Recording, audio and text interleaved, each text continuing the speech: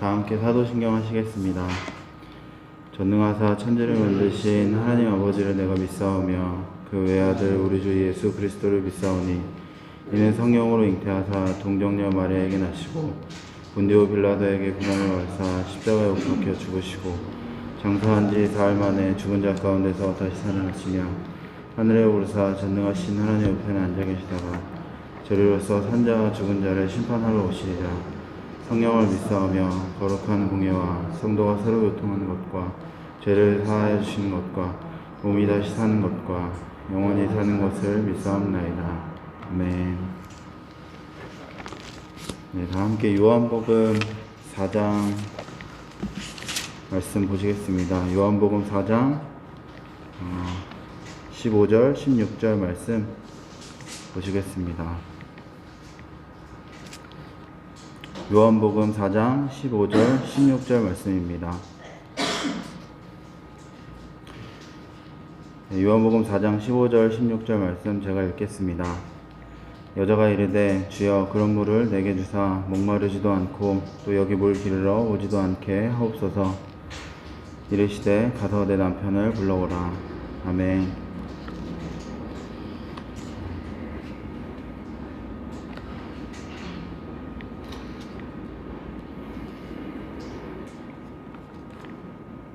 제가 어렸을 때 묵상할 때 이 말씀이 되게 인상 깊게 생각됐었던 기억이 있는데요. 이번 주에도 이 말씀 보는데 그때랑은 조금 다른 느낌이지만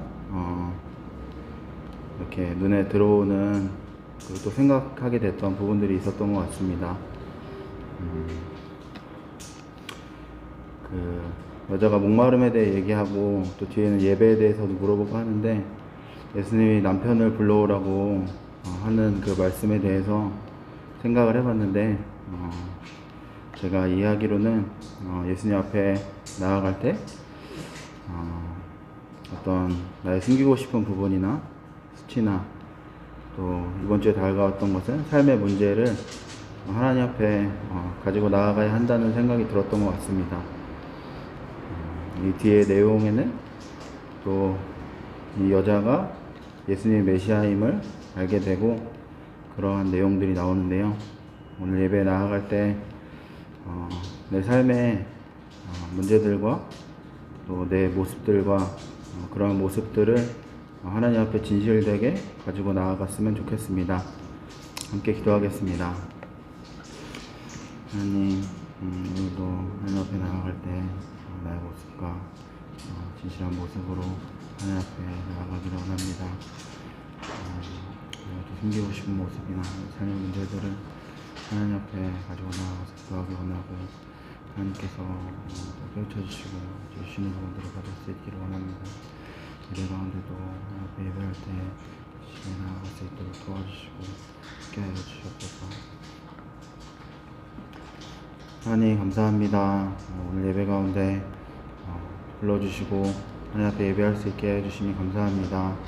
하나님 앞에 진실함으로 나아가기 원하고 이것을 주장하는 모습으로 나아가지 않게 하시고 주님의 말씀을 듣고 하나님을 배워갈 수 있는 그러한 모습과 자세로 하나님께 나아가게 하시고 또 그 좋으신 하나님을 찬양하는 모습으로 하나님 찬양하며 나아가기 원합니다. 예수님의 이름으로 기도합니다.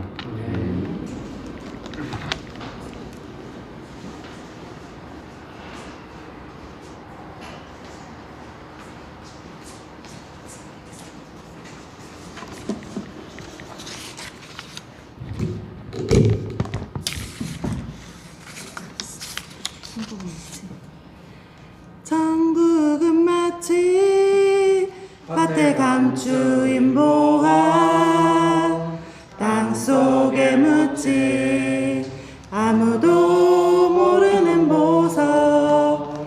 천국은 마치 밭에 감추인 보화 땅속에 묻지 아무도 모르는 보석이라네. 두두두둥 그 보석 발견한 사람은 기뻐 뛰며 집에 돌아가. 집 팔고 땅 팔고 냉장고 팔아 기어이 그 밭을 사고 말 거야. 이야 천국은 마치 밭에 감추인 보화, 땅속에 묻힌 아무도 모르는 보석. 천국은 마치 밭에 감추인 보화, 땅속에 묻힌 아무도 모르는 보석이라네. 아무도 모르는 보석, 아무도 모르는 보석이라네. 오직 예수 다른 이름은 없네. 주 이름만 우리에게 주셨네. 오직 예수 다른 이름 없네. 오 영광과 존귀 권세와 찬양 받으실 분 오직 주 예수. 오직 예수 다른 이름은 없네. 주 이름만 우리에게 주셨네. 오직 예수 다른 이름 없네. 오 영광과 존귀 권세와 찬양 받으실 분 오직 주 예수.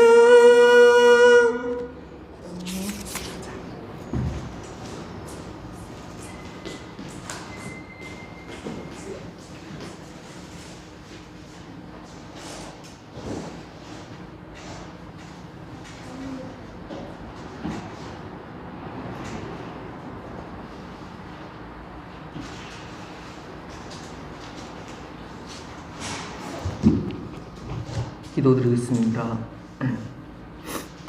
하나님, 오늘도 주의 전에 모여 예배드리게 해주심을 감사드립니다. 하나님, 우리가 오늘 말씀을 드릴 때 은혜와 생명의 삶에 대해 깨닫게 해주세요. 주님과 동행하는 기쁨을 알게 하시고 겸손한 생각과 지혜를 주세요. 우리는 연약하여서 죄를 지으면서도 우리가 죄를 짓고 사는지를 알지 못합니다. 주님께서 용서하시고 우리에게 죄를 분별할 수 있는 분별력을 허락해 주세요. 말씀 전하시는 목사님께 말의 힘과 흔들리지 않는 정신을 주시고 우리가 오늘 말씀을 드릴 때 주님의 삶에 대해서 깨달아가는 시간을 가질 수 있게 해주세요. 다음 한 주간도 우리 건강 지켜주시고 우리가 주님을 생각하면서 살고 나쁜 마음과 유혹에 흔들리지 않게 해주세요. 예수님의 이름으로 기도드렸습니다. 아멘.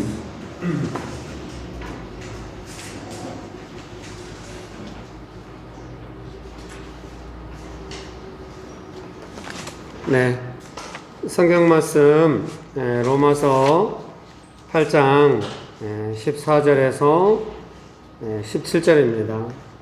로마서 8장 14절에서 17절입니다. 혹시 방송으로 예배 드리시는 분들 계시다면 같이 성경 말씀 보시면 좋겠습니다.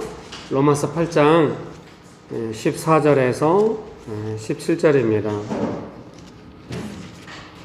로마서 8장 14절에서 17절 말씀 제가 읽어드리겠습니다.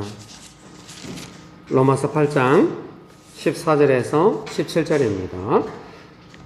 무릇 하나님의 영으로 인도함을 받는 사람은 곧 하나님의 아들이라. 너희는 다시 무서워하는 종의 영을 받지 아니하고 양자의 영을 받았으므로 우리가 아빠 아버지라고 부르짖느니라. 성령이 친히 우리의 영과 더불어 우리가 하나님의 자녀인 것을 증언하시나니 자녀이면 또한 상속자 곧 하나님의 상속자요 그리스도와 함께한 상속자니 우리가 그와 함께 영광을 받기 위하여 고난도 함께 받아야 할 것이니라. 아멘. 잠깐 기도하시고 말씀 나누겠습니다. 좋으신 예수님, 이날 오후에도 은혜를 베풀어 주셔서 감사합니다. 하나님 아버지, 언제나 저희를 돌보시고 은총을 베풀어 주셔서 감사합니다. 저희는 간절히 하나님 아버지를 의지합니다. 이 시간에도 아버지 하나님의 크신 보호로 저희와 함께 하시고 은혜를 베풀어 주시옵소서. 성령 하나님, 이 시간에 충만하게 역사해 주셔서 감사합니다. 예수님의 이름으로 기도합니다. 아멘. 네. 제가 2부 예배 끝나고 점심시간에 운영위원 분들한테 갑자기 단체 문자를 보냈어요. 그래서 이제 1, 2부 예배 끝나신 분들은 그 단체 문자를 받고 또 이렇게 은혜가 싹 사라지면 어떻게 하나, 또 오후 예배 오실 분들은 그 단체 문자를 받고 마음에 깊은 부담감을 안고 예배드리러 오시면 어떻게 하나, 이런 걱정이 있었습니다. 이제 단체 문자의 내용은 제가 이제 몇 번 헌금을 받은 거예요. 이제 이름을 밝히지 않고 이제 그 주 설교 제목을 그래서 의대 받으신 대로 너그러운 목사님 감사합니다, 이런 식으로 재정을 제가 받았어요. 300만 원씩을 몇 번 받았는데, 짐작에 이제 우리 교회 현장 예배는 못 오시지만 우리 교회 영상으로도 예배 참석하시고 우리 교회 밴드도 와 계시고 집사님이 보내신 것 같더라고요. 그래서 제가 이제 문자를 주고받으면서 집사님이 그 돈 보내셨냐고, 헌금을 보내셨냐고, 그래서 50만 원은 외부로 헌금을 했고 250만 원은 제가 생활비로 쓸 것 같습니다 하고 이제 문자를 보냈더니 집사님이 이제 목사님 알아서 사용하시면 좋겠다고 그렇게 하시면서 나중에 제가 한 30, 그래도 마음 부담이 한 30% 정도는 반드시 외부로 보내고 그렇게 사용하도록 하겠습니다 했더니 집사님이 이제 자녀들과 가정의 필요도 있는데 목사님 알아서 목사님 위해 쓰시면 좋겠다, 이런 문자가 와서 제가 얼른 아이고 감사합니다 이러면서 제가 이제 그 이후로도 50만 원 정도는 성도님들께 보내고 그때그때 필요가 있는 분들께 보내고 나면 꼭 이제 단문자가 오잖아요. 그러면 그 문자를 또 그 집사님께도 보내서 집사님의 섬김이다 이렇게 확인도 해주면서 재정을 몇 번 사용했습니다. 여러분, 죄는 아니죠 이게?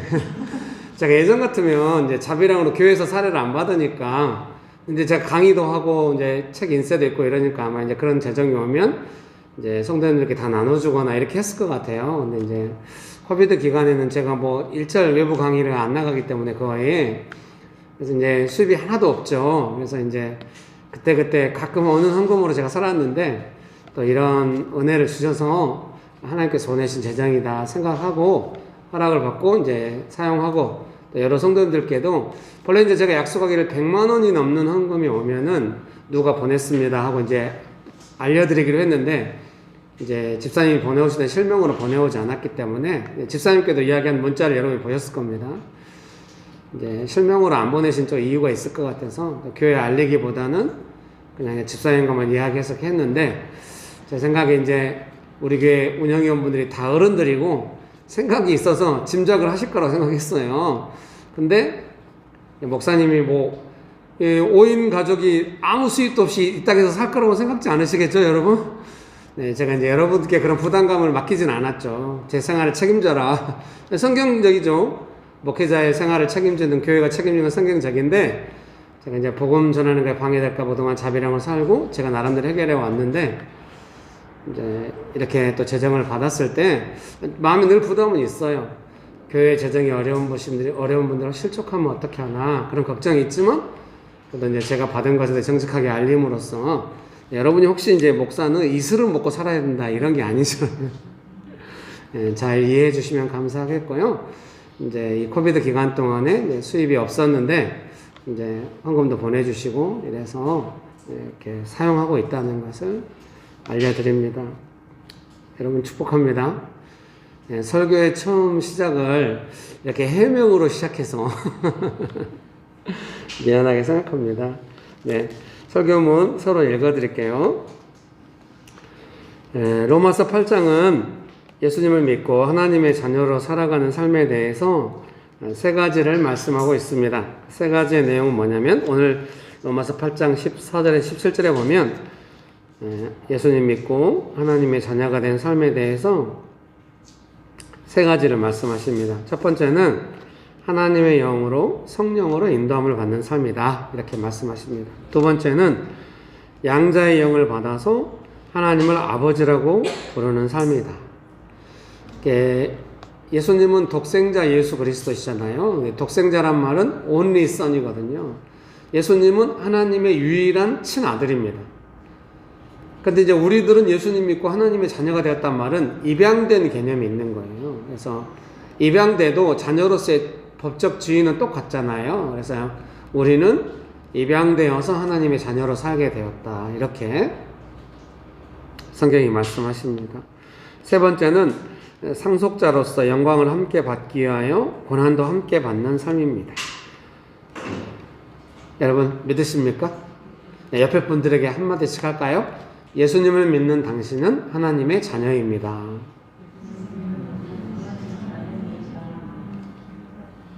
여러분 믿습니까? 예수님을 안 믿으면은 이제 하나님이 아버지가 아니라 어떤 분이 되시겠어요? 재판장이 되겠죠. 율법을 따라 심판하는 재판장이 돼요. 근데 예수님 믿는 우리들한테는 하나님 아버지가 재판장이 아니라 아버지가 되시는 겁니다. 그래서 우리도 이제 재판장 앞에선 죄인이 아니라 아버지 앞에 있는 자녀가 된 것입니다. 예수님 믿으면 신분과 이런 내용이 이렇게 바뀌는 거예요. 신분은 죄인이 아니라 하나님의 자녀. 그러면은 자녀에게 하나님은 재판장이 더 이상 아니고 아버지가 되는 겁니다. 여러분 이렇게 굳게 믿어야 합니다. 다들 표정이 이미 다 알고 있는 걸 강조한다 이런 느낌이 드는데 이게 좀 마음속으로 깊이 생각하는 게 중요한 것 같아요. 하나님은 나의 아버지다. 믿으십니까? 네. 이런 순간에는 서로 또 하나님은 당신의 아버지가 되십니다. 한 번 더 해야 되는데 여러분 짜증낼까봐 제가 그러면 서로 보면서 이번에 이렇게 합시다. 하나님은 나의 아버지십니다. 네. 이런 고백이 소중합니다. 여러분 믿습니까? 그러니까 이제 우리만 잘하면 돼요. 왜냐하면 하나님 아버지께서는 우리를 계속 자녀로, 아버지로서 자녀를 돌보듯이 할 거 아니에요. 근데 우리는 가끔 하나님께서 아버지도 되었다가 재판장도 되었다가 이러면 안 돼요. 여러분 마음속에서 가끔 하나님이 막 혼낼 것 같고 막 이런 건 절대 받아들이면 안 돼요. 아무리 혼내도 아버지고 언제나 기본적으로 아들을 보내셔서 십자가에 피 흘리시기까지 우리를 사랑하시는 아버지의 사랑이 있다는 것을 기억하시기 바랍니다. 너무 자주 언급해서 좀 죄송한데 나중에 마음에 안 드시면 화를 내주세요. 우리 권사님이 주중에 문자를 보낸 거예요. 또 언급해서 미안합니다. 지난 주일날 예배인도 집사님이 너무 늦었잖아요. 한 20분 이상 늦어가지고 도저히 이거 어떻게 제가 기도하면서 시간을 때워보려고 했는데 사람들이 그만 때워 막 이런 느낌이 들어가지고 제가 이제 도저히 안 돼서 그냥 사도신경하고 이제 설교를 시작했잖아요. 그럼 제 마음도 있었죠. 늦게 오시는 집사님이 설교를 들으시면서 제발 마음이 부드러워지기를 용서 영납을 많이 느끼시 그래서 이제 무사히 넘어갔어요. 근데 권사님의 마음이 아팠던 거예요. 집사님이 사라 집사님하고 교제하면서 나눴대요. 교회도 용서해주고 예수님도 용서해주고 다 용서해주는데 엄마는 용서 안 할 거라. 그 말을 했다는 거예요. 근데 권사님이 그 말을 듣고 너무 마음이 아파요. 도대체 내가 어떤 엄마인지 모르겠다고. 그럼 제가 권사님 위로해드렸는데 제가 그 문자 그때 좀 정신이 온전하지 않았는지 문자를 뭐라고 그랬냐면 권사님 이것은 용서 구할 일이 아닙니다. 이렇게 애초에 우리가 다 예배드리러 즐겁게 모였는데 어떻습니까? 이제 이렇게 했는데 제 마음에는 권사님의 그 마음이 엄마의 마음이다. 부모의 마음이다. 이런 생각이 들었어요. 이제 부모로서 자녀한테 어떻게 이해되고 있는지를 되게 좀 중요하게 생각하는 거죠. 근데 그거는 좋은 이미지를 갖고 싶다. 그런 건 절대 아니죠. 왜냐하면 부모에 대한 자녀의 이해는 자녀의 성장이 중요하다는 걸 모든 부모는 알고 있잖아요. 자녀를 내가 어떻게 대하고 있나를 신경 쓸 수밖에 없어요. 부모가 됐다는 것은. 축복합니다. 자, 아직 부모가 안 된 분들이 여기 많이 있어요. 축복합니다. 어떻게? 예, 여기서 유머를 사용하면 안 될 것 같아요. 예, 여러분, 그 애완동물을 기를 때 이건 아니잖아. 그 유명한 속설이 있더라고요. 저는 기르진 않지만 그 주인 따라서 그 애완동물도 반응한다고. 주인이 사랑을 많이 주면 사랑이 많은 애완동물이 되고, 이게 주인이 신경 쓸 거 아니에요. 아니야, 이건 아무래도 아니야. 여기서 그만하도록 하겠습니다. 사랑하는 성도님 여러분, 이제 그 자녀를 길러본 적이 없는 분들한테 어떻게 이제 이해를 시키려고 하다 보니까 이렇게 됐는데요. 그 부모의 일관성 있는 것이 자녀의 성장이 너무 중요하다고 생각하기 때문에 되게 신경을 써서 그게 안 되면 조금 마음이 괴로워지는 거예요. 부모의 괴로움은 많이 다르죠. 사랑하는 성도님 여러분, 하나님 아버지께서 우리를 향한 일관된 마음이 뭐겠습니까? 아버지로서 우리를 사랑하신다는 것을 계속 알려주고 싶은데, 우리가 이제 간혹 좀 상황이 안 좋다 싶으면은 막 도망치듯이 막 마음의 방어를 하면서 뭔가 일이 잘못되면 거봐 혼내잖아. 막 이렇게 가는 경우가 많이 있는 것이죠. 여러분 믿습니까? 제가 정확한 예인지 모르게 옛날에 예를 들 때 그 예를 많이 들었거든요. 물이 조금 오염됐어요. 좀 물이 좀 안 깨끗해. 근데 계속해서 샘물이 흘러와. 그럼 좀 중화되잖아요. 좀 그런 생각이 들었거든요. 하나님 아버지의 사랑은 내 삶이 뭔가 조금 오염돼도 계속 사랑이 흘러와서 삶이 좀 유지돼. 물고기가 살 수 있는 물이 돼. 네.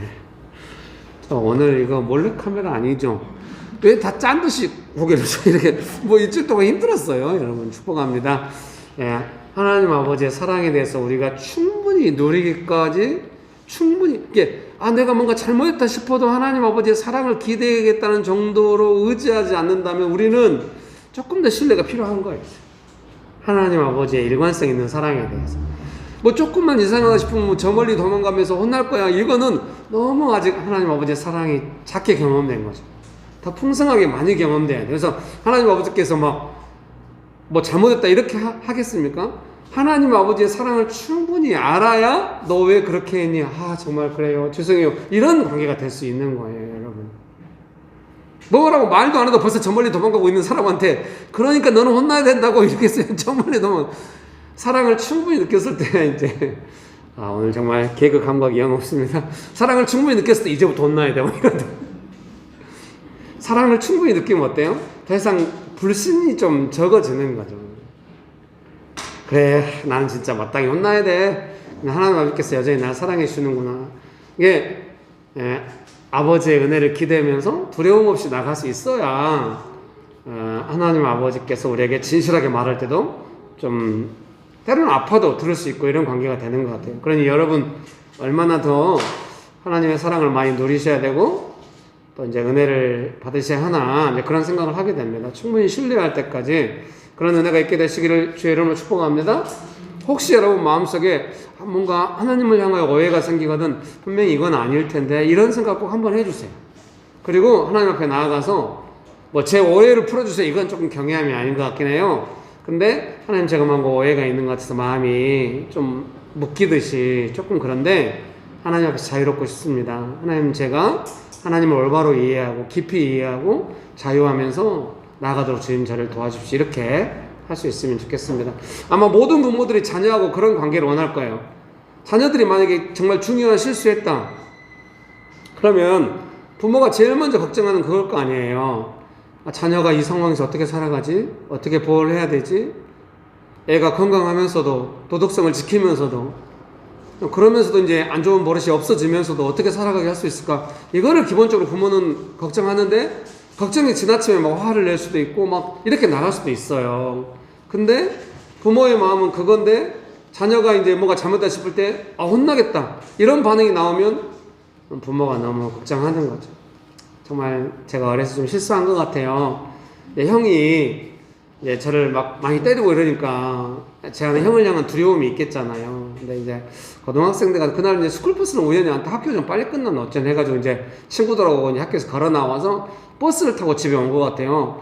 이제 버스를 타고 올 때는 뒤쪽에 제가 앉아있더니 못 모르고 왔는데 집 근처에서 내릴 때쯤 이제 제가 그때 형님 집에 살 때인데 집 근처에 내릴 때쯤 됐는데 앞에 형님이 계시는 거예요. 이제 같은 데서 내려야 되잖아요. 제가 얼른 의자 밑으로 숨은 거예요. 본능적으로. 뭐 제가 숨으려고 했던 건 아닌 것 같아요. 뭐 잘못한 것도 없어요. 네, 본능적으로 숨은 거예요. 그래서 제 안에 여러분께 제가 이렇게 헌금 받았습니다고 알리는 것도 상당히 용기가 필요하긴 해요. 오랫동안 훈련해온 특징 같기도 해요.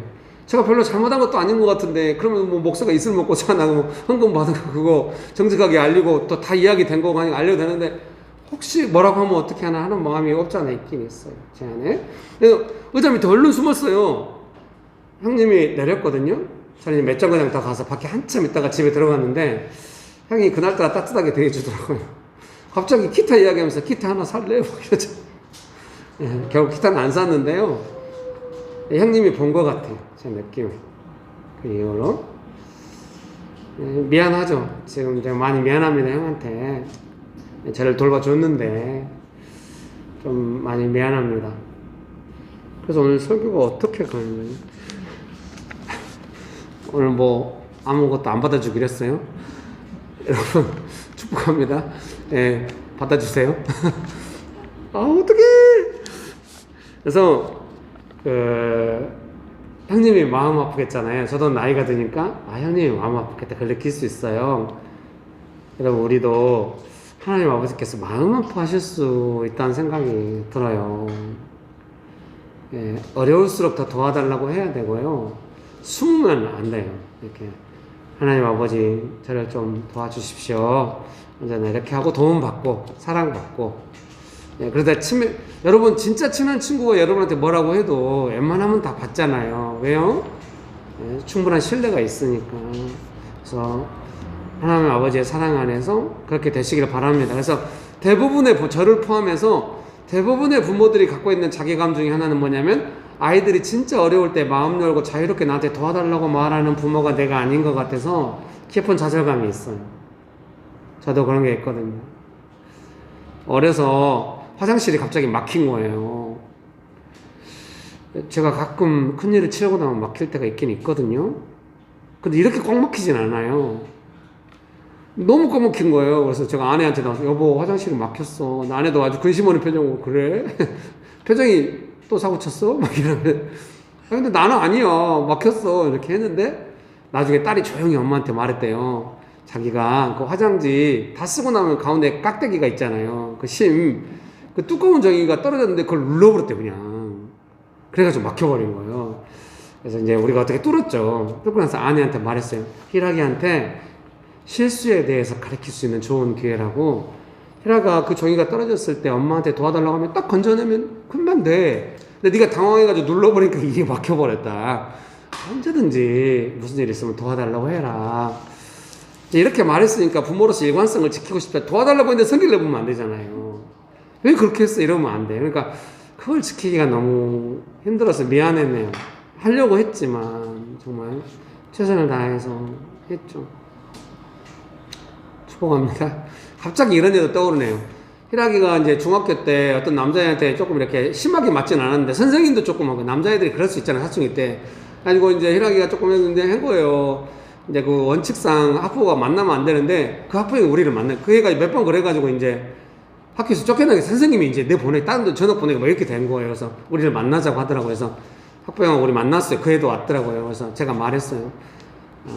서로 싸울 수 있다고. 근데 신체에 뭔가 하면 안 된다고. 그거는 잘못한 것 같아요. 그때 얘가 진심으로 용서를 구하더라고요. 부모들이 빨리 용서 구하라고 사과하라고 하더라고요. 그래서 그러면 됐다고 깨끗이 없는 일로 하겠다고 해서 희락이가 학교에 가서 이 친구랑 계속 학교 다닐 수 있다고 걱정 안 해도 된다고 해가지고 무사히 같이 졸업을 했어요.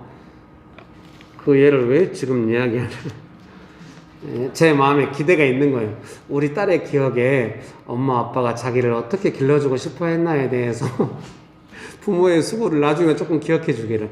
사랑하는 성도님 여러분, 하나님 아버지의 사랑을 조금 크게 기억해 주세요. 네, 부탁드립니다. 다들 표정이 네가 왜 부탁을 해? 아니 뭐 설교자로서 그럴 수 있잖아요. 사랑하는 성도님 여러분, 하나님 아버지의 사랑을 기억해 주세요. 나의 엇담을 따라 나의 추측을 따라 움츠러들지 마시고 하나님 아버지께서 나를 사랑하신다. 나는 사랑받을 수 있고 보호받을 수 있다. 나는 언제든지 도움받을 수 있다. 그렇게 하나님 아버지를 기대하시면서 나아갈 수 있게 되시기를 주의 이름으로 축복합니다. 네, 그래서 이제 누가복음 15장에 보면은 두 아들이 있는 거예요. 이 내용 잘 아시죠? 예수님께서 이제 보통 탕자의 비유라고 알려져 있고 잃어버린 아들을 다시 찾은 비유거든요. 아버지가 좀 부자였나 봐요. 재산이 있었나 봐요. 그래서 둘째 아들이 아버지 돈을 들고 나가서 다 썼어요. 막 다 하려고 했거든요. 다 쓰다가 이제 다 쓰고 나서 집에 돌아왔죠. 자기는 이제 더 이상 아들이 아니라 종이라고. 그러니까 아버지가 막 좋은 옷 입히고 막 소를 잡아가지고 잔치를 벌인 거예요. 근데 그 집에 큰아들이 있었잖아요. 큰아들이 잔치 자리에 와가지고 아버지한테 이제 원망을 하는 거죠. 나한테는 염소도 잡아준 적이 없는데 왜 돈 다 쓰고 온 둘째 아들을 향해서 그렇게 소를 잡냐고. 이제 아버지가 이 두 아들을 설득하는 내용을 우리가 알고 있습니다. 그 내용으로 자녀의 삶에 대해서 설명하고 싶었거든요. 1번 나의 뜻대로 사는 것 읽어드릴게요. 둘째 아들은 아버지의 돈을 가지고 나가서 자신이 원하는 대로 사용하고 인생을 살았습니다. 큰아들은 열심히 일하면서 살았지만 아버지와 동생을 향하여 근본적으로 자신을 향하여 원하는 것이 있었습니다. 아버지가 동생을 다시 자녀로 받아주고 잔치를 벌이는 것은 잘못되었다고 생각을 했습니다. 큰아들이요. 동생이 돈을 다 쓰고 돌아오는 것도 잘못한 일이라고 생각을 하였습니다. 왜냐하면 자신은 송아지가 아닌 염소로도 잔치를 벌인 적이 없기 때문입니다. 이게 이제 큰아들의 마음에 근본적으로 뭐가 있냐면 서운함이 있는 거예요. 어떤 서운함이 있냐면은 둘째가 저렇게 잘못을 했는데 왜 소를 잡아주냐. 자기는 잘했어도 염소도 안 줬는데 둘째를 왜 저렇게 하는 건 옳지 않다. 둘째가 잘못했기 때문에. 그래서 아버지가 저렇게 하는 건 옳지 않고 둘째 동생도 자기 말대로 동생이 가서 종으로 있겠다. 종으로 있다가 좀 다시는 사고 안 칠 때 자녀가 되든지 이렇게 해야 된다라고 하는 그 큰아들의 뜻이 있었던 것 같아요. 여러분 축복합니다. 언뜻 동생도 이해되고 형도 이해됩니다. 어려서 철이 없을 때 자신 마음대로 욕심대로 살고 싶을 수 있고 실수할 수도 있다는 생각이 듭니다. 또한 형도 충분히 이해가 됩니다. 수고가 많았기 때문에 정당한 대우를 받아야 하고 실수한 동생을 조건 없이 받아들일 것이 아니라 동생의 말대로 종으로 받는 것이 보다 공정한 일이라고 생각할 수 있습니다. 문제는 그런 생각들이 아버지의 뜻이 아니라는 것입니다. 자녀는 자신의 뜻대로 사는 삶이 아니라 하나님 아버지의 뜻대로 살아가는 사람입니다. 나의 뜻보다 아버지의 뜻을 중요하게 생각하는 삶입니다. 아멘. 여러분 믿으십니까? 그래서 첫째 아들은 좀 공정하게 해야 한다는 거죠. 공정해야 한다는 게 첫째 아들의 뜻이에요. 더 수고한 사람, 큰아들이 좀 더 좋은 대우를 받고 좀 많이 잘못한 동생은 그 잘못한 것에 대한 대가를 치러야 하고 아버지는 그렇게 딱 처리를 해야 공정하다. 이것이 이제 큰아들의 뜻이에요. 둘째 아들의 뜻은 돈 많이 쓰고 싶다. 이게 둘째 아들의 뜻이에요. 여러분 설교의 시작도 재정으로 시작하고 여러분 축복합니다. 그래서 아버지의 뜻은 뭐냐면 잃어버렸던 둘째 아들이 돌아왔다. 자녀들에게 뜻이 있어요. 큰아들에게는 이 모든 것이 나와 함께 있는 너의 것이니 아버지가 큰아들한테 그런 말 하잖아요. 큰아들이 막 좀 열받아가지고 왜 나한테는 염소도 준 적 없는데 왜 사고치고 온 둘째 아들한테 소를 잡아서 이렇게 하냐 할 때 이제 아버지께서 하시는 말씀이 너는 나와 함께 있기 때문에 이 모든 것이 너의 것이다. 동생은 잃어버렸다 죽었다가 살았기 때문에 너무 기쁜 것이고 이거는 큰아들을 무마하기 위해 서는 말이 아니라 진심이죠. 큰아들에게 모든 것을 맡기고 이렇게 하고 싶은 것이 아버지의 뜻입니다. 아버지의 뜻은 결국 큰아들과 둘째 아들 자녀를 향한 그런 아버지의 뜻이 있는 것이죠. 여러분 믿습니까? 그런 은혜가 있게 되시기를 주의 이름으로 축복합니다. 그렇게 살아가기 원하십니까? 옆에 분들에게 한마디씩 하실까요? 하나님 아버지께서는 당신을 사랑하십니다. 감사합니다. 한 번 더 하실 때는 하나님 아버지께서는 당신을 위한 뜻을 가지고 계십니다. 여러분 믿으십니까? 그 2번 아버지의 뜻에 대해서 제가 읽어드릴게요. 설교문 2번입니다. 둘째 아들을 잃어버렸다가 찾은 것을 기뻐하여 잔치를 벌이는 것이 아버지의 뜻입니다. 첫째 아들과 함께 항상 함께 계시면서 아버지의 모든 것을 큰 아들에게 주시는 것이 아버지의 뜻입니다. 아버지는 아들들을 위해 모든 것을 주시는 분입니다. 왜냐하면 아버지에게는 아들들이 중요하기 때문입니다. 아들을 찾아서 기쁘고 아들과 함께해서 기쁘는 것입니다. 여러분 축복합니다. 그렇게 되길 원하십니까? 우리 딸이 어제 기숙사에 있다가 이제 토요일 날 저녁에 잠깐 왔다가 주일날 아침에 아침밥 먹고 갔어요. 근데 이제 제 마음에 조금 좋았어요. 이제 저희 가족이 이제 단톡방은 아닌데 문자를 보내면 요즘은 이렇게 단톡방처럼 문자가 이렇게 남아있고 이렇게 확인하고 서로 문자를 거기다 올릴 수 있고 이렇게 문자 기능이 좀 좋아진 기능이 있더라고요. 거기다 제가 금요일날 이제 교회 청소를 하다가 요즘은 교회 청소가 점점 늦어지고 있어요. 이렇게 금요일에 저 옛날에는 1시간이면 다 했거든요. 우르르 근데 한 3-4시간 걸려요. 왜냐면 한 3분의 1 정도 먼지 흡입하고 가만히 앉아있다가 또 멍 때리는 시간이 되게 많은 거예요. 그래서 하는데 제가 우리 가족이 이제 같이 하는 그 문자를 올린 거예요. 아이고 청소하기 싫어라 이렇게 문자를 올렸어요. 그랬더니 우리 딸이 거기다 대고 최고예요 이걸 한 거예요. 제가 희라가 최고예요라고 해서 고마워 그랬더니 그 밑에다가 활짝 웃는 모습을 딱 하나 또 올린 거예요. 딸이 바쁜가 보다 이렇게 생각을 했는데요. 이제 제 마음에 기뻤던 것은 이제 만약에 우리 딸이 거기다 댓글에 아버지 실망했어요. 그동안 몇 년 동안 청소하시면서 열매라고 하시더니 사실은 하기 싫었던 거예요. 아버지 왜 그러세요? 막 이렇게 했으면은 제가 정신이 번쩍 들었을 것 같아요. 딸이 그렇게 표현해 줄 때 우리 아빠 불쌍하다 그런 건 아니었어요. 뭐라고 느꼈냐면 아빠가 그럴 수 있지. 근데 아빠가 힘을 냈으면 좋겠다거나 이런 건강한 느낌이에요. 어제 부쩍 딸이 집에 와서 더 자유롭게 행복하게 있다 가더라고요. 네, 제 마음 안에 무슨 생각이 들었냐면 딸은 비록 학교에 있고 저는 교회에서 청소를 하지만 제가 딸과 함께 마치 이 청소하는 것을 함께 하고 있는 듯한 그런 느낌을 받았어요. 예, 사랑하는 성도님 여러분, 함께 한다는 것에 대해서 이렇게 설명해 드리고 싶습니다. 제가 이제 딸이 왔다 갈 때도 잠깐이었지만 점점 생각하게 돼요. 딸이 앞으로 독립하고 결혼하고 살아가고 이 모든 시간에 우리가 가족으로 함께 한다는 의미가 무엇일까를 생각하게 돼요. 어려서는 제 품 안에 있는 것처럼 같이 먹고 같이 자고 같이 돌보고 같이 어디 가고 막 이런 것이 함께 한다는 느낌이었다고 한다면 지금이 와서 이제 딸이 어른이 돼서 성인이 돼서 함께 한다는 느낌이 뭐냐면 부모의 어떤 일에 대해서 제가 교회에다는 단 한 번도 그런 적이 없잖아요. 아이고 청소하기 싫어라 이렇게. 여러분 오해하지 마세요. 청소하기 싫은데 억지로 하는가. 또 어떤 분이 문자가 왔어요.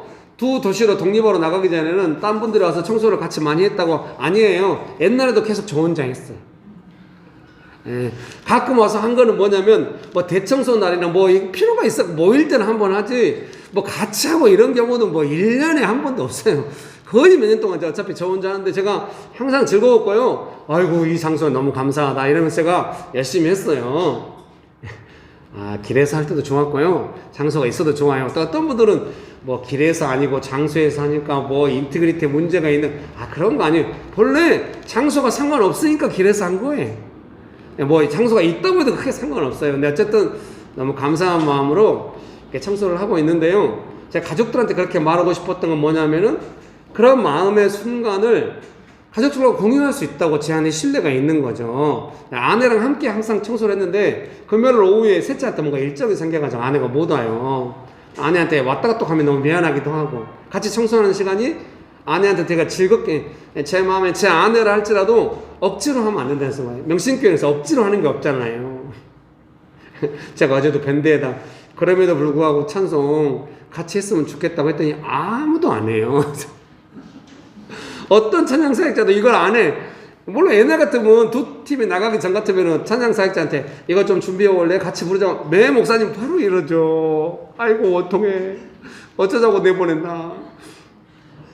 오늘 또 오후 예배 때, 저 오후 예배 때는 기대했거든요. 1, 2부 예배 때 아예 기대를 안 했어요. 1부 예배 부르지 않을 거예요. 2부 예배 때는 제가 하다가 설때 오후 예배는 즐겁게 되리라. 우리 사라집사님 또 사역할 때 하시니까 사라집사님 호세아랑 같이 불러야 돼서요. 호세아가 세 곡까지 서 있는 건 무리예요, 목사님. 아, 예, 그러세요. 아니, 설교가 점점 수렁에 빠지나요? 축복합니다.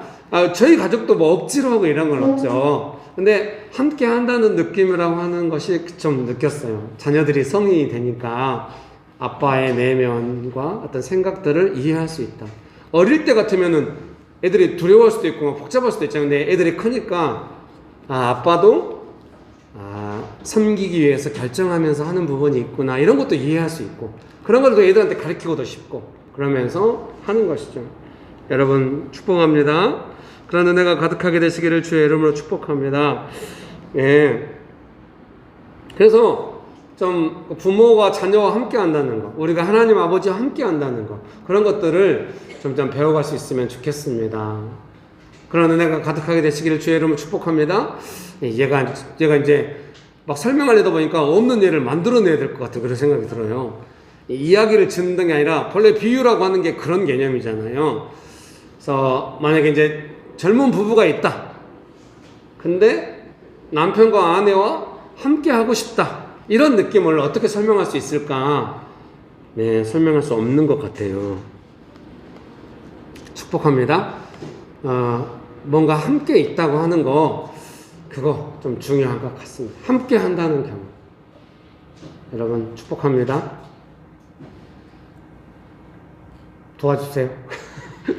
감사해요. 성도님들 다 표정이 우리가 어떻게 도와줄까? 감사해요.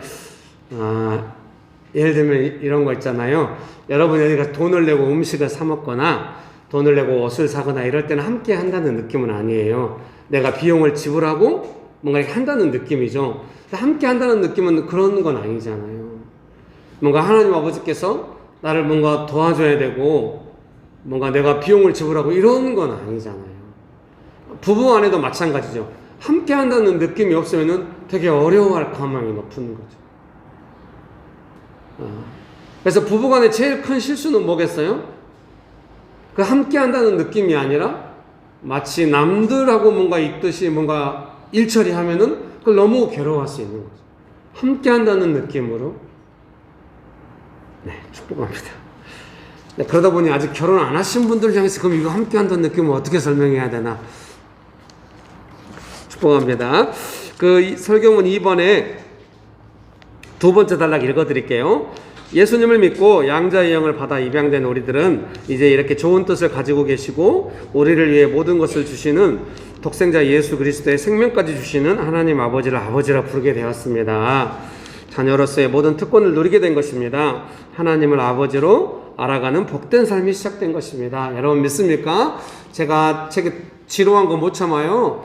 그래서 똑같은 일 반복을 진짜 못해요. 직장 부적응자예요. 직장생활 잘 못해요. 직장생활은 반복이 있잖아요. 그거 절대 못하거든요.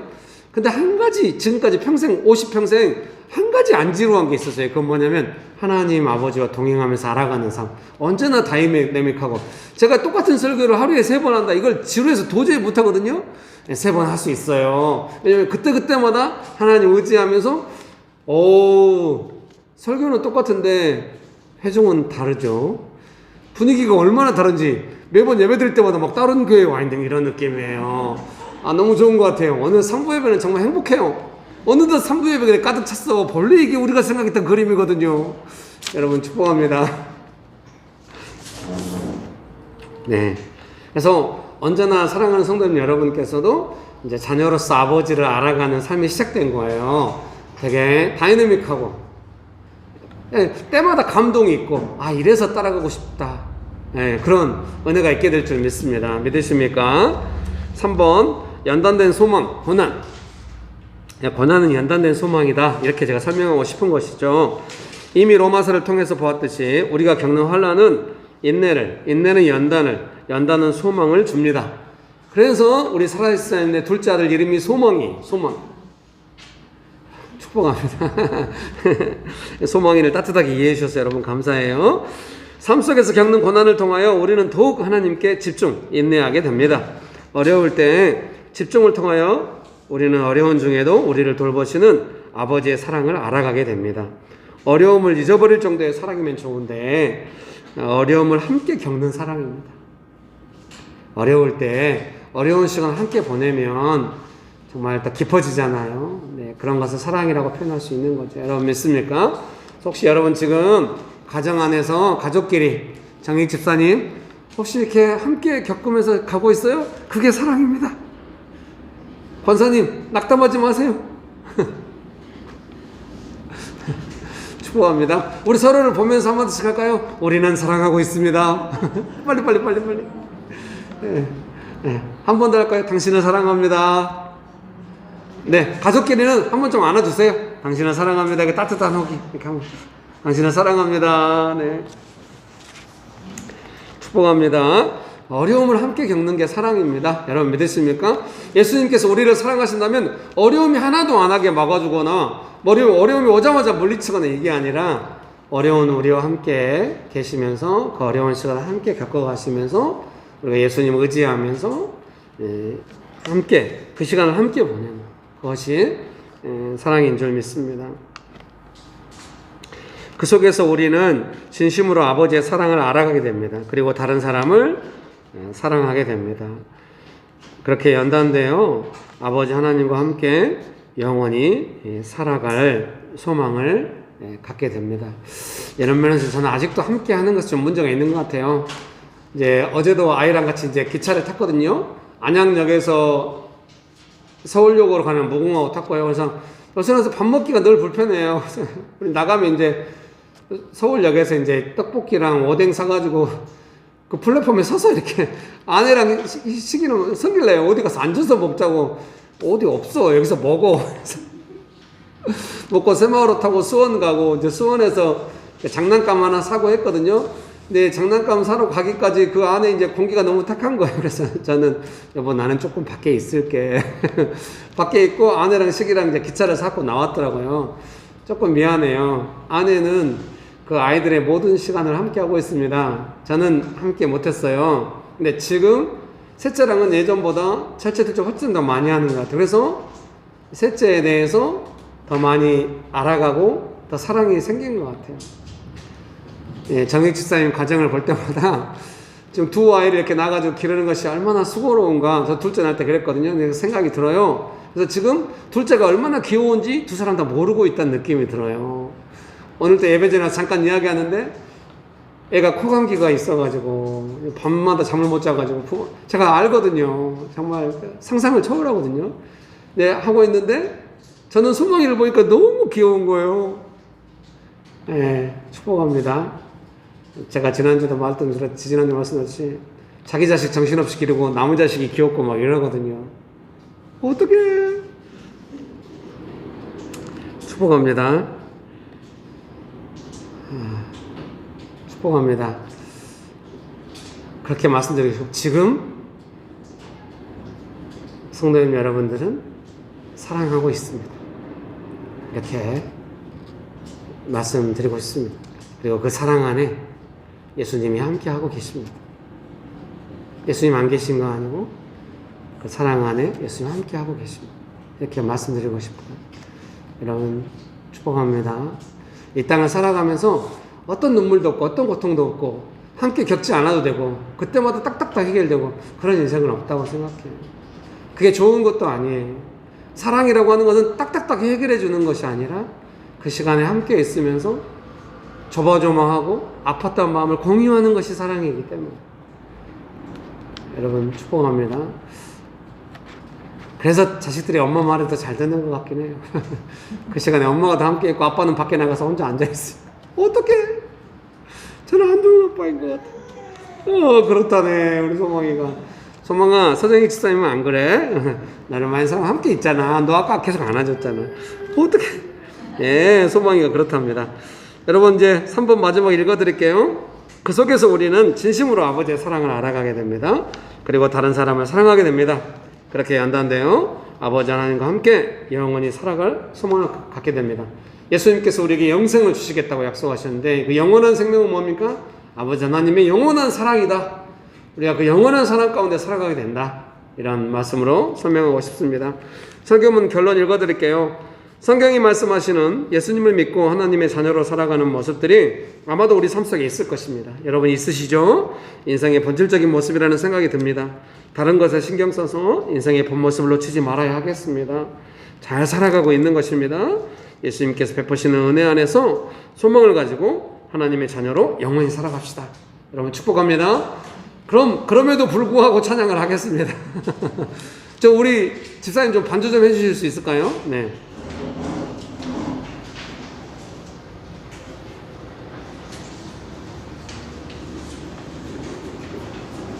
여러분 찬양을 아시면은 좀 크게 불러주세요.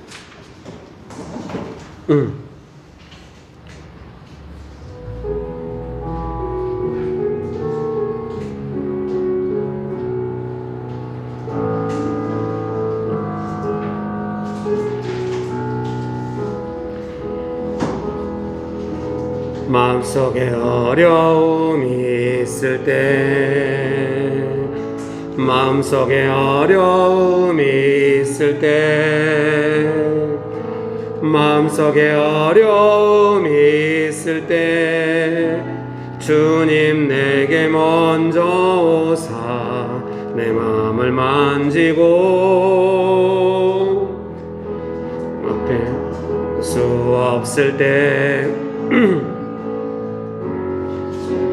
나올 수 없을 때, 주님 앞에 나올 수 없을 때, 주님 날 먼저 안으시네. 그럼에도 불구하고 날 사랑하시는 내 하나님의 사랑은 나의 모든 걸 덮고, 그럼에도 불구하고 날 안아주시는 내 하나님을 부를 때 아버지라 부르죠. 그럼에도 불구하고 날 사랑하시는 내 하나님의 사랑은 나의 모든 걸 덮고, 그럼에도 불구하고 날 안아주시는 내 하나님을 부를 때, 아멘. 그럼에도 불구하고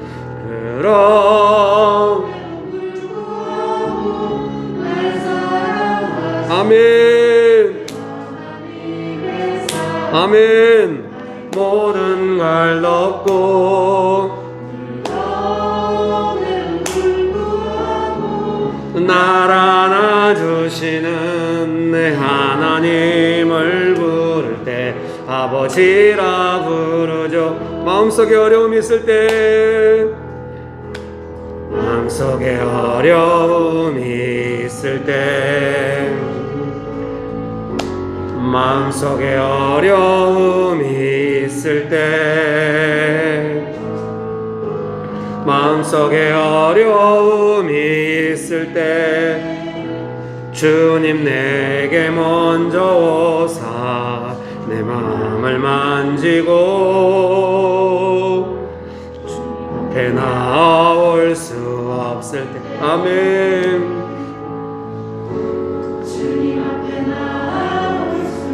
아멘. 주님 앞에 나올 수 없을 때, 주님 날 먼저 안으신, 아멘. 그럼에도 불구하고 날 사랑하시는 내 하나님의 나의 모든, 그럼에도 불구하고 날 안아주시는 아버지라 부르죠. 아, 네. 오늘 형찬 집사님이 딱 왔어야 되는데, 이게 반주해주세요. 우리 집사님 여기 좀 찾아주세요. 이제 서로 이제 가족들이 같이 앉아 계시니까 대부분 서로 마주 보세요. 이제 이렇게 서로 좀 이야기하세요. 예, 하나님 당신 사랑하신다 이런 말 하세요. 우리 찬양 불러드릴게요. 그럼에도 불구하고 날 사랑하시는 내 하나님의 사랑은 나의 모든 걸 덮고 그럼에도 불구하고 날 안아주시는 내 하나님을 부를 때 아버지라 부르죠. 네, 부부간에 빨리 이야기하세요. 그럼에도 불구하고 날 사랑하시는 내 하나님의 아멘. 네, 방송을 유아시에서 보고 있는 제 아내에게도 사랑한다 하고 날 안아주시는 내 하나님 아멘. 아버지라. 예, 여러분 우리가 찬양으로 하나님을 아버지라고 부릅시다. 그럼에도 불구하고 날 아멘. 내 하나님의 사랑은 나의 모든 걸 덮고 아멘. 날 안아주시는 내 하나님을 부를 때 아버지라 부르.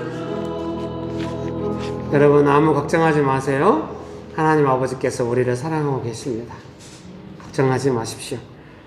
좋으신 예수님, 우리를 자녀 삼아주시고 우리로 하여금 예수님 믿고 하나님을 아버지라고 부를 수 있게 그런 큰 특권을 주셔서 감사합니다. 아버지 하나님, 우리를 언제나 사랑하시고 도와주셔서 감사합니다. 아버지 하나님 믿고 살아가기 원합니다. 예수님의 이름으로 기도합니다. 아멘.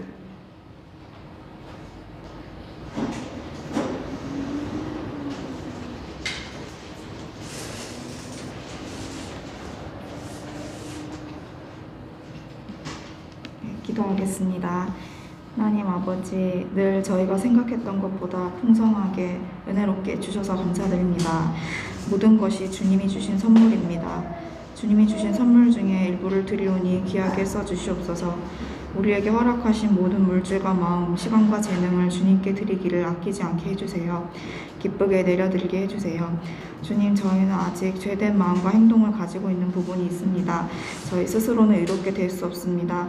주님 앞에 쏟아놓게 하여 주시고 예물과 함께 저희 모든 것을 드리러 왔으니 받아주세요. 감사드리며 예수님 이름으로 기도드렸습니다. 아멘.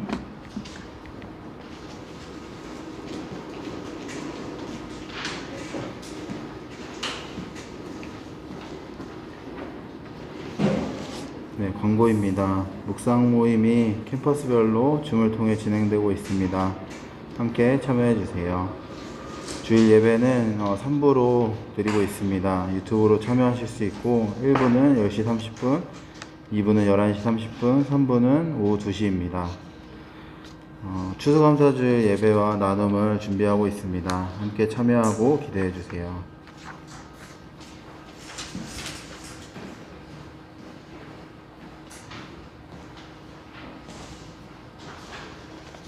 다음 주는 추수감사 주일인데요. 그래서 예배를 한 번만 드릴 것 같아요. 행사를 하거든요. 그래서 일부 예배 시간은 10시 반에 한 번만 하는데요. 이 테이블을 이쪽으로 이사 온 이후로는 한 번도 의자를 다 놓은 적이 없어요. 코비드 상황이었기 때문에 이 테이블을 놓고 이제 3부로 나뉘어서 띄엄띄엄 앉아서 여유롭게 예배를 드렸는데요. 이제 위드 코로나 되면서 좌석수의 50%까지인데 제가 여기다 의자를 다 놓으면 한 100개 가까이 놓을 수 있을 것 같거든요. 옛날에 20평대 있을 때도 70개를 놓고도 여유가 있었으니까요. 그래서 한 50명까지는 괜찮다 싶은데요. 아마 저희 교인이 50명이 안 되기 때문에 일부에 다 모여도 한 30명 정도 되지 않을까 싶어요. 그러면 이제 의자에 앉으실 수 있는데 다음 주에는 오후 예배가 없어서 조금 죄송한 마음이 듭니다. 그리고 이제 12월부터는 이제 예배를 오전에 한번 드리도록 했는데 아무래도 오전에 한 2번 드려야 될 것 같아요. 이제 캠퍼스 관련해서 1, 2부로라도. 오후 예배는 똑같이는 안 드려도 이제 묵상학교, 기도학교 이런 식으로 제자훈련학교식으로 가지 않을까 그렇게 생각하고 있어요. 다음 주에는 선물도 준비하고 이러거든요. 오전에 오시면 안 될까요? 뭐 이렇게 한번 정해지면 또 바꾸기가 힘들어요. 만약에 여러분이 캠퍼스 조정돼도 우리는 오후 예배를 사수하겠다. 그럼 어떻게 하죠? 복잡하네요. 예, 여러분 축복합니다. 예, 소망이가 그렇게 하자고 그러는 건가? 여러분 축복합니다. 오늘 따뜻한 시간 함께 보내서 너무 기쁘고요. 다음 주에는 추수감사절 예배를 그렇게 드린다는 거 알려드립니다. 죄송합니다. 꼭 오셔서 같이 나누시고 또 이렇게 이제 과일 같은 거 조금 싸가지고 가져오시면은 이 상가에다가 이렇게 걸어놓고 이렇게 좀 선물하려고 하거든요. 코비드 때문에 상가들이 어려우니까 조금의 위로라도 됐으면 좋겠다. 다음 주 점심은 이 옆에 있는 상가의 피자예요. 제가 듣도 보도 못한 브랜드이기 때문에 맛을 장담할 수는 없어요. 근데 맛있게 해주겠대요. 여러분은 다음 주에 추위에 덜덜 떨면서 밖에서 확신할 수 없는 피자를 먹을지도 몰라요.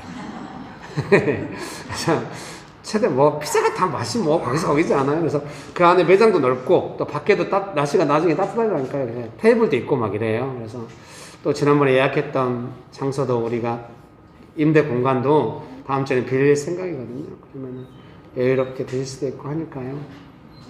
예배는 되게 짧게 드려요. 나눔을 많이 하고. 감사합니다. 기도로 예배를 마치도록 하겠습니다.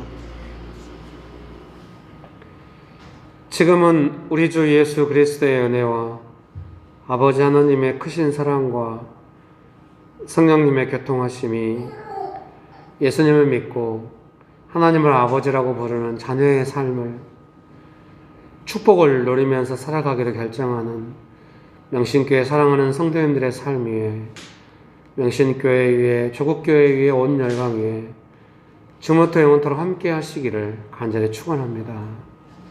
아멘.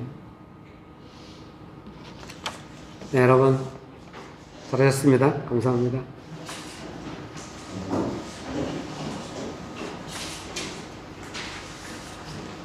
안녕하세요. 안녕하세요. 네, 잘 들어보시는데. 한번